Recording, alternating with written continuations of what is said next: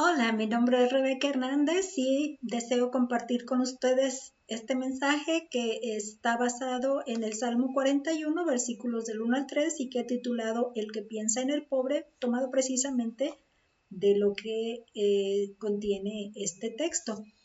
Y vamos a dar lectura a este pasaje que dice así: Bienaventurado el que piensa en el pobre, en el día malo lo librará Jehová. Jehová lo guardará y le dará vida. Será bienaventurado en la tierra y no lo entregarás a la voluntad de sus enemigos. Jehová lo sustentará sobre el lecho del dolor, mullirá su cama en su enfermedad. Lo primero que vamos a conocer de este texto es que es un salmo de David. Y no se conoce a ciencia cierta pues cuándo fue creado este salmo, pero parece que pudo haberlo escrito cuando se encontraba con cierta enfermedad en el cuerpo. Entonces, lo que podemos observar de manera inicial es que está ofreciendo una bienaventuranza. Esta bienaventuranza lo que hace es que nos determina felicidad, o una persona bienaventurada nos está ofreciendo dicha, y para que esta persona pueda tener esta condición de dicha o felicidad, pues necesita mostrar compasión, amabilidad hacia una persona pobre, que no necesariamente va a ser una persona pobre en persona, sino, bueno, puede serlo, como un enfermo, alguien que quizá no tenga fuerza suficiente, o que se sienta impotente, o que no tenga las posesiones que nosotros quizá pudiéramos tener. Entonces, esta sería la condición que se está indicando para poder recibir esta dicha y esta felicidad.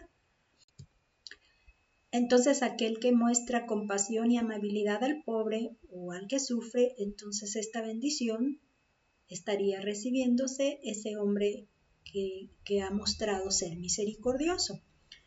Hace muchos años escuché un canto que se usaba en una congregación al tiempo de recoger las ofrendas, que decía que si tú le dabas al Señor un peso, Él te regresaba dos, o algo por ahí. Pero yo he podido entender que la Biblia no sustenta una información como esta, y pues suena muy hermoso el canto y muy motivante, pero no está sustentada esa declaración tal cual. Lo que podemos encontrar en este pasaje es algo que pudiera de alguna manera ofrecer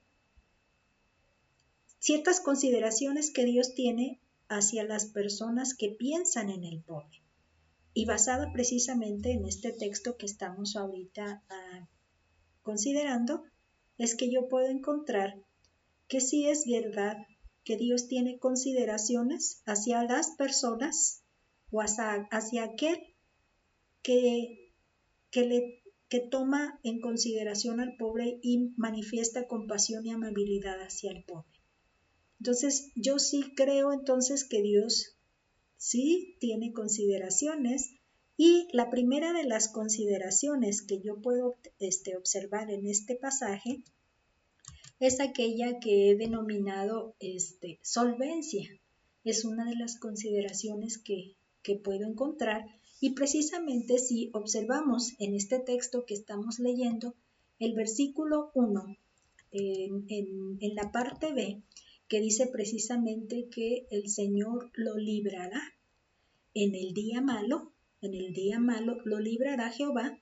Yo aquí estoy observando una solvencia, y la he considerado en el área económica, porque al buscar otras referencias con relación a lo que la Biblia ha denominado o determinado como día malo, lo encontré con otras palabras en el Salmo 37, 18 y 19, y ahí es donde yo puedo entender que esa solvencia, es decir, capaz para, una capacidad para, eso es a lo que he llamado una solvencia, de tipo económico y así es como lo he estado determinando en este primer punto, una capacidad para pagar las deudas que contraemos en nuestro día a día. Entonces, basada en este salmo, yo encuentro que Dios sí tiene consideraciones para aquel que piensa en el pobre, dándole esta oportunidad y esta capacidad. Vamos a leer el Salmo 37, 18 y 19. Dice: Conoce Jehová los días de los perfectos, y la heredad de ellos será para siempre. No serán avergonzados en el mal tiempo, y en los días de hambre serán saciados. En este pasaje pues encuentro que el mal tiempo está relacionado con los días de hambre y Dios está ofreciendo saciedad en esos días de hambre.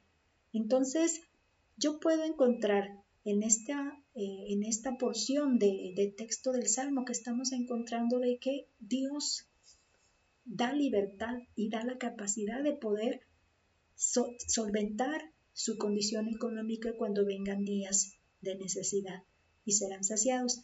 Algo que también me estoy dando cuenta pues es que no solamente Dios tiene consideración de darle solvencia de tipo económica, sino que también solvencia de tipo moral. Y en este pasaje de Dios lo librará en el día malo, también encuentro que Dios ofrece darle solvencia moral o capacidad para perseverar en sus propios principios a aquel que piensa en el pobre. En este pasaje es el Salmo 112, dice que habla de la bienaventuranza que el hombre, de aquel hombre también habla de una bienaventuranza, pues que de aquel hombre que teme a Jehová. Y por ejemplo, aquí lo encontramos el texto que dice, versículos 8 y 9. Asegurado está su corazón, no temerá hasta que vea en sus enemigos su deseo. Reparte, da a los pobres, su justicia permanece para siempre, su poder será exaltado en gloria. Entonces una persona con estas características, teme a Jehová, dice reparte y da a los pobres, su justicia permanece para siempre. Está hablando de esas características que lo movieron a tener en cuenta a los pobres, son características en las que va a perseverar. Y esta es otra de las maneras en las que Dios lo va a librar, perseverando en estas características y por lo tanto ese deseo que pudieran tener otros de afectarlo, no van a predominar, sino van a predominar sus propias características de principios que se ha trazado. Un ejemplo de esto yo lo puedo ver en mi hermano. Mi hermano mayor es muy generoso cuando se trata de prestar o dar a alguien que necesita.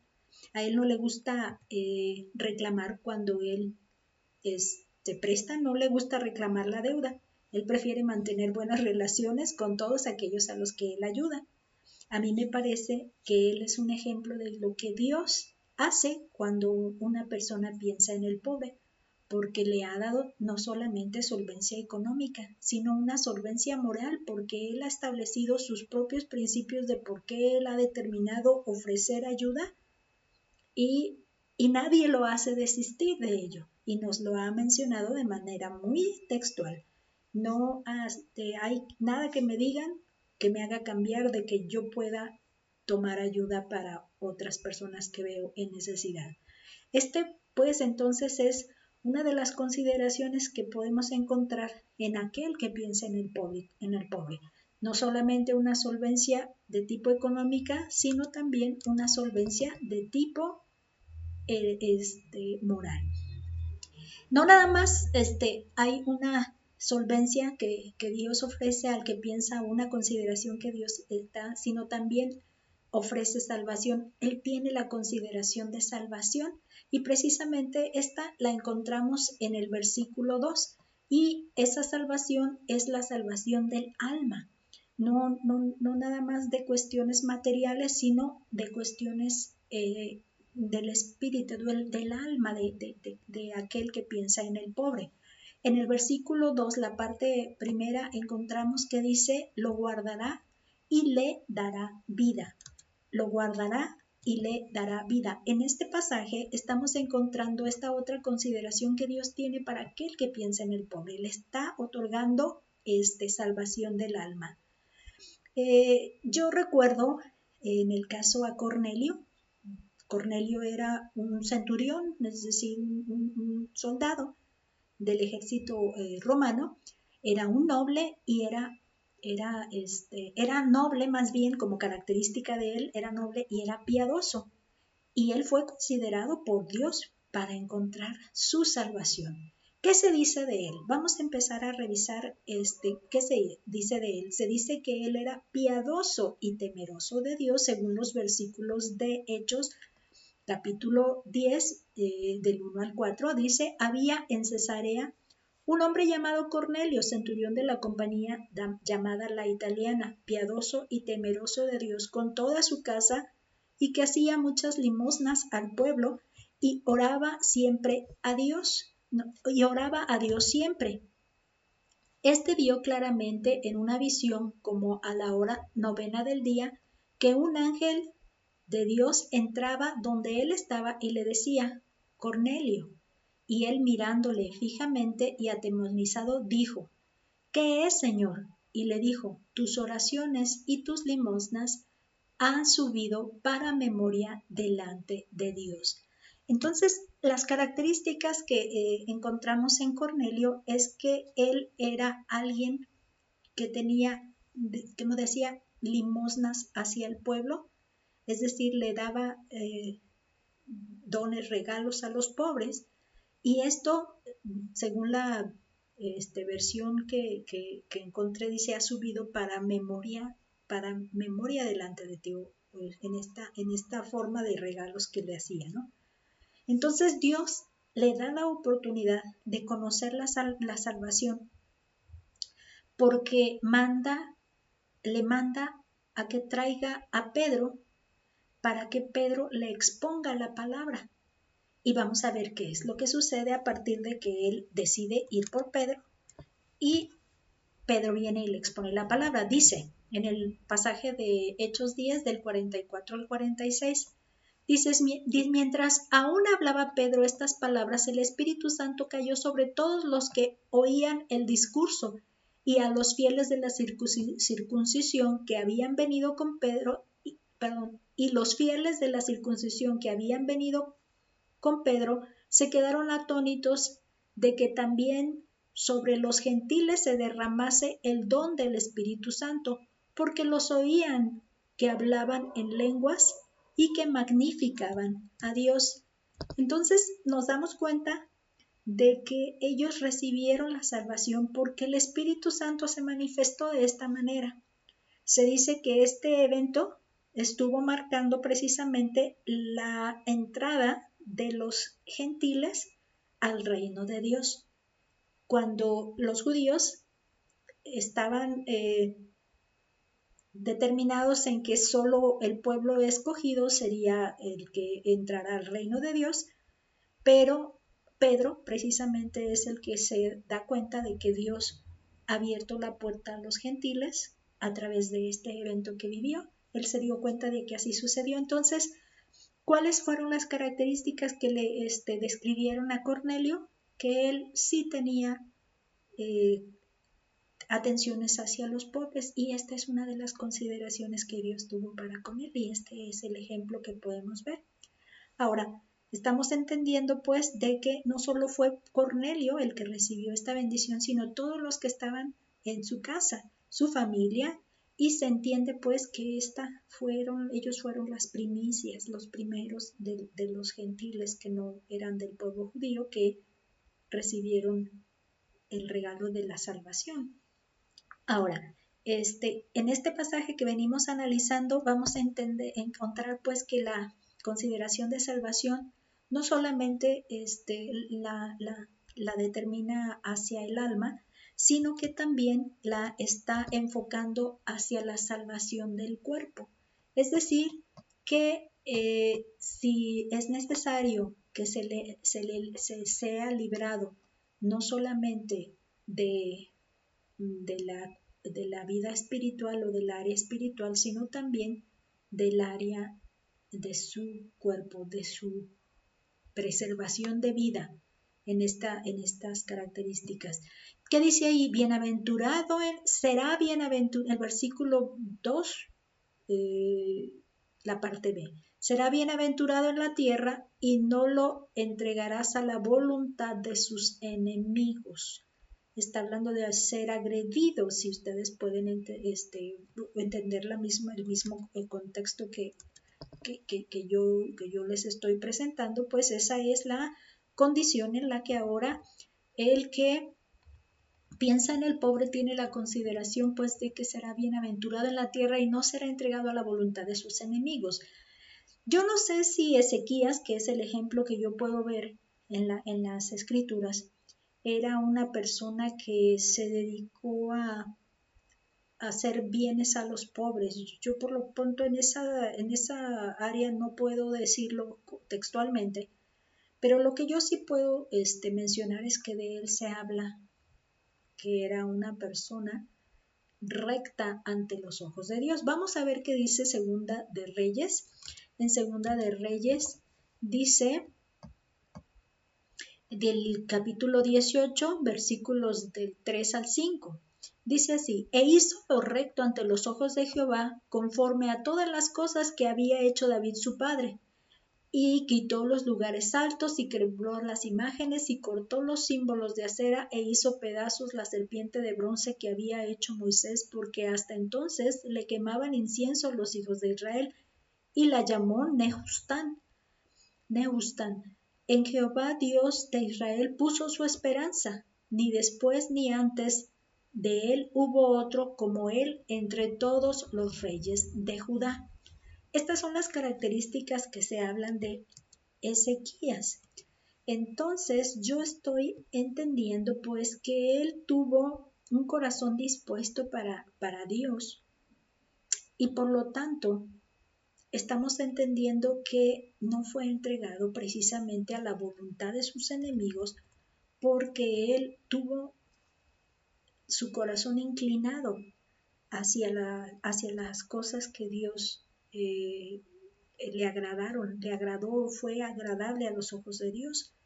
¿Qué es lo que podemos reconocer pues de las vivencias que él tuvo y que nos dejó registrada la palabra? Es que él no fue entregado al tiempo en el que se vio invadido por los asirios en el año de 1722.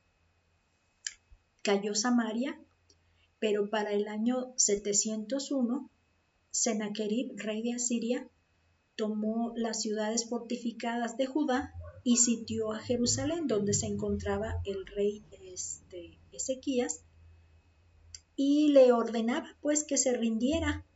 Pero Ezequías lo que hizo fue confiar en Dios, entró al templo, extendió las cartas que los asirios le habían presentado ante Jehová y oró a Dios.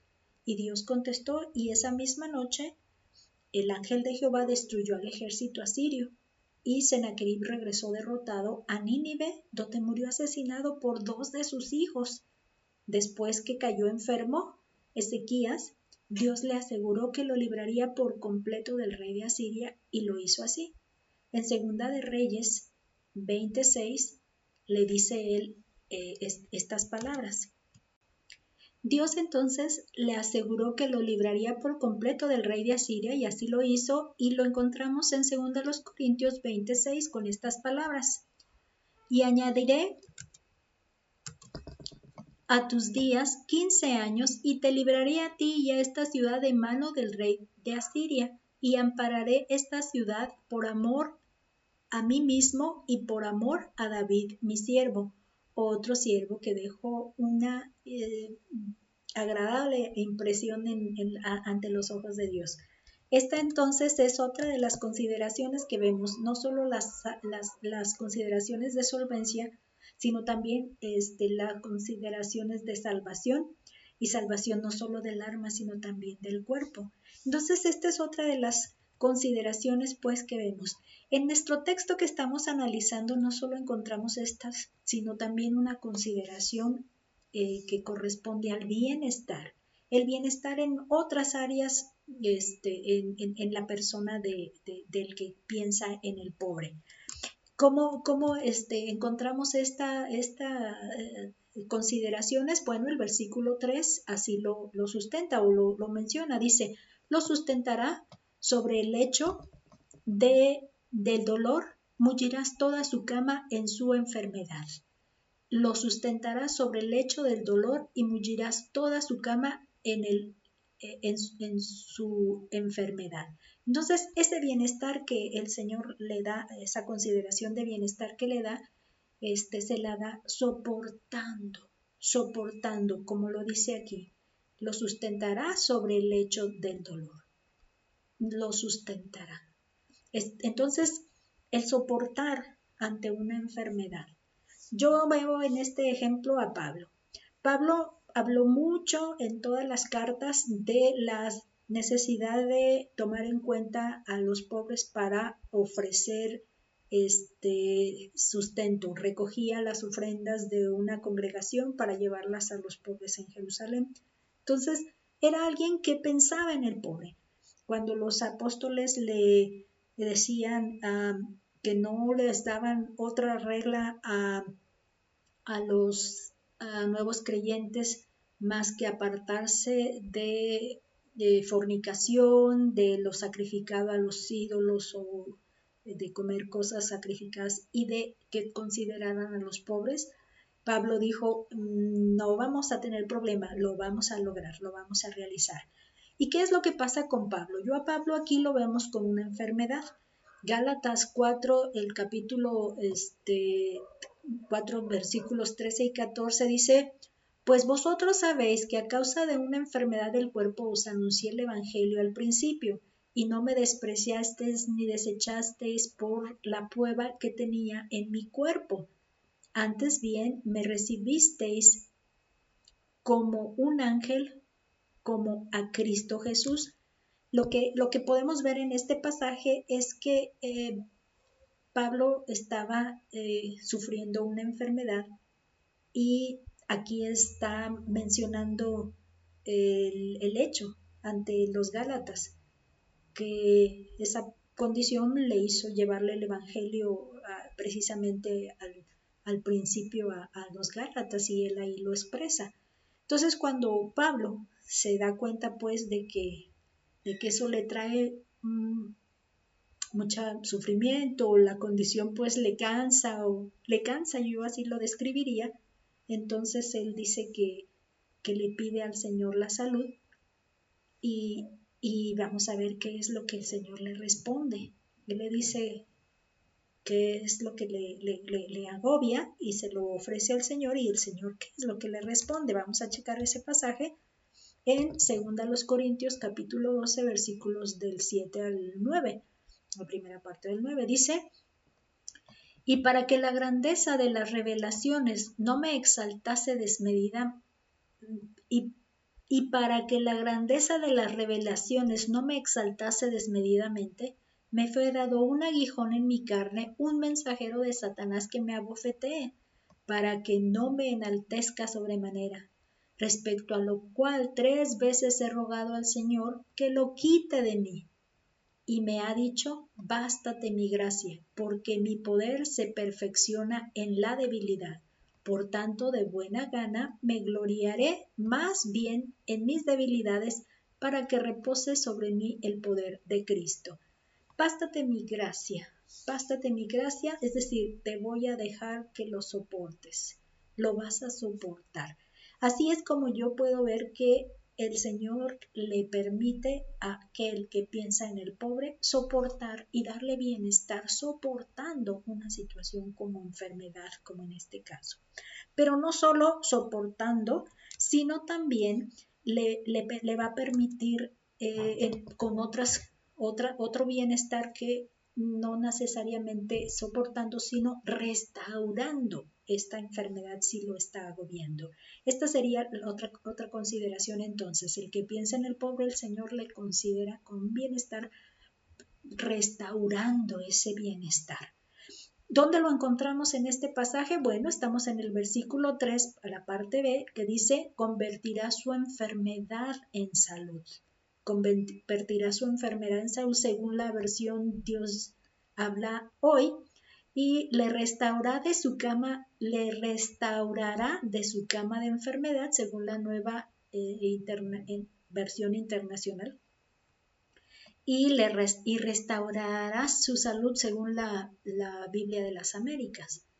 Entonces, algo que vimos hace rato con relación a Ezequías es que él tenía un corazón inclinado hacia Dios y Dios vio con agrado cómo él se conducía delante de él. Entonces, aquí vamos a entender cómo después de que es sitiada Jerusalén, el Señor le permitió ser librado, pues, y librar a todo el pueblo. Lo que vamos a encontrar es que cuando Ezequías, se enferma de gravedad, se halló al punto de la muerte y él le pidió misericordia a Dios y Dios le concedió. Vamos a ver qué es lo que le concedió según el texto en el que vamos a consultar. El pasaje está en 2 de Reyes 20, versículos 1 y 2. Dice, en aquellos días Ezequías cayó enfermo de muerte y vino a él el profeta Isaías, hijo de Amós, y le dijo, Jehová dice así, ordena tu casa porque morirás y no vivirás. Entonces él volvió su rostro a la pared y oró a Jehová y dijo, te ruego, el versículo 3 y 4, te ruego, oh Jehová, te ruego que hagas memoria de que he andado delante de ti en verdad y con íntegro corazón y he hecho las cosas que te agradan. Y lloró Ezequías con gran lloro. Y antes que Isaías saliese hasta la mitad del patio, vino palabra de Jehová a Isaías diciendo, vuelve y di a Ezequías, príncipe de mi pueblo, así dice Jehová, el Dios de David tu padre, yo he oído tu oración y he visto tus lágrimas. He aquí yo te sano. Al tercer día subirás a la casa de Jehová. Y añadiré a tus días 15 años, y te libraré a ti y a esta ciudad de mano del rey de Asiria. Y ampararé a esta ciudad por amor a mí mismo y por amor a David, mi siervo. Entonces aquí le vuelve a reafirmar que lo libraría el sitio del rey de Asiria, pero también le está restaurando su salud y le dio una receta, de hecho, le dio una receta de cómo iba él a restaurar su salud. Y una de las cosas que podemos darnos cuenta entonces de que Dios decide extender su misericordia porque es su decisión. Él decide a quién le extiende su misericordia y si lo hace con el que piensa en el pobre, podemos confiar en que así es como lo ha él dado a conocer en este pasaje en el que venimos trabajando, en el que venimos estudiando. En esta parte también me hace recordar el caso de mi mamá. Ella se le detectó que tenía un umbral del dolor muy alto, ya que toleraba mucho el dolor. Por ejemplo, ella pues tuvo 9 hijos, 9 embarazos, de pronto tuvo una apendicitis hasta el punto de que tuvo derramamiento interno y no se dieron cuenta de esa condición porque pues ella tenía esa tolerancia al dolor bastante alta. Ya en sus últimos años de vida sufrió un deterioro muy fuerte de su cuerpo por la hipertensión, la diabetes, tenía mala circulación, pero nunca dejó de sorprendernos cómo ella se mantenía fuerte, soportando. Y una de las testimonios que nos dejó es que ella siempre fue dada para ayudar a las personas que le rodeaban, dándoles algo de comida, dándoles algo de ropa, ofreciéndoles ropa que cosía a precios bien económicamente muy bajos, precios muy bajos. Siempre buscó ofrecerles ayuda. Y esto me da como parte del testimonio de que este pasaje sí Dios tiene consideración para los que piensan en el pobre, en base a esta experiencia que me tocó vivir con mi mamá. Como conclusión, entonces, ¿qué podemos entender? Pues que Dios sí tiene consideraciones para el que piensa en el pobre, consideraciones de solvencia, consideraciones de salvación eterna y de bienestar, no solo en el alma, sino en el cuerpo y en la salud que le restaura o que le hace soportar. Pero mejor que todas estas condiciones es la felicidad que nos causa el poder servir al prójimo con los bienes que de Dios hemos recibido y gozarnos con las palabras del Señor Jesús cuando dijo: más bienaventurado es dar que recibir. Hemos de orar pidiendo a Dios que nos dé un corazón que se goce en suplir esa necesidad, suplir la necesidad del pobre con lo que esté a nuestro alcance y que seamos felices en ese ejercicio. Que Dios les bendiga.